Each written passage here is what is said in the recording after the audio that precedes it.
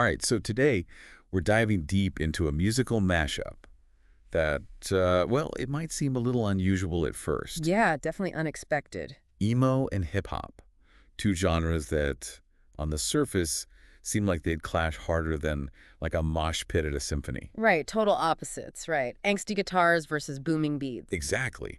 But that's what makes this fusion so fascinating. It's like peanut butter and pickles, you know? Okay, I'm intrigued. So we're going to break down how these seemingly different worlds collide and honestly create something really, really cool. And more than cool, it actually makes a lot of sense when you think about it. At their core, both genres are all about raw, unfiltered emotion. That's true. They both dig into those feelings that, sometimes life can be messy, and these artists aren't shying away from that. Not at all. They're diving headfirst into those emotions, whether it's through a screaming guitar solo or a hard-hitting rap verse. Right. And it's interesting how they tackle those emotions, each with their own unique style. Absolutely. Emo, with its roots in punk, it's all about that raw vulnerability, those confessional lyrics, almost like you're reading someone's diary set to music. And it can get pretty dark and intense. Oh, yeah, definitely. But then you have hip-hop, which uses rhythm and rhyme to tell these incredibly vivid stories, often drawn from personal experiences. And it's not just about the lyrics, right? It's about the flow, the beat, the whole vibe. Exactly. It's about creating this whole sonic landscape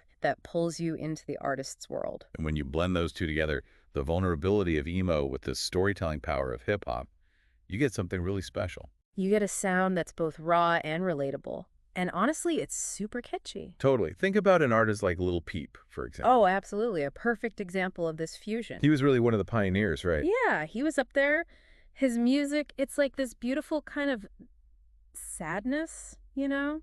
Those melancholic melodies over these trap beats. Yeah, it's almost unexpected, but it just works. It totally works. It's like he created this space where vulnerability and toughness could coexist. And it resonated with so many people, especially those who grew up listening to both genres. Right. It's like it spoke to a generation who felt like they didn't have to choose between their emo side and their hip-hop side. Like you can be heartbroken and still want to blast music and, maybe even dance a little.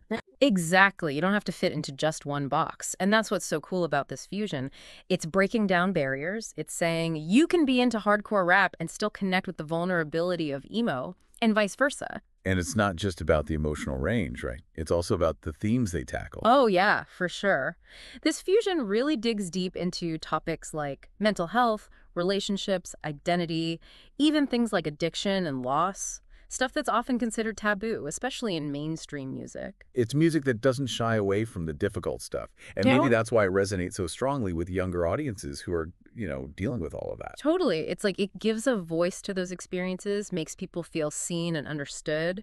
And musically, it's not afraid to experiment. Right. It's not bound by these traditional genre rules. Exactly. You'll hear elements of trap, of acoustic guitar, of indie rock, all mixed together in ways you wouldn't expect. And that's what makes it so exciting. It's pushing boundaries, creating something new. It's like this musical melting pot, taking elements from different genres and creating something totally fresh and unexpected. Yeah. It's like music is evolving right before our ears. Absolutely. And this evolution, it's not just limited to emo and hip-hop. We're seeing it across the musical landscape.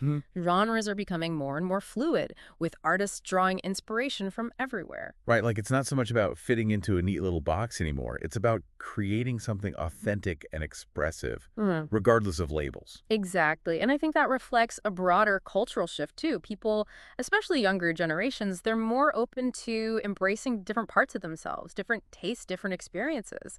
Yeah, it's like this fusion is reflecting how we actually experience the world. We're complex, we contain multitudes, and our music should too, right? So where does this all go next? That's the big question, right? What new sounds, what new combinations are out there waiting to be discovered? I, for one, am excited to find out. Me too. And I think as long as artists keep pushing boundaries, keep experimenting, and keep being true to themselves, the possibilities are pretty much endless. It's an exciting time for music, that's for sure. Absolutely. Well, on that note, we'll leave you to ponder the future of this sonic fusion. Until next time, keep those playlists open to the unexpected.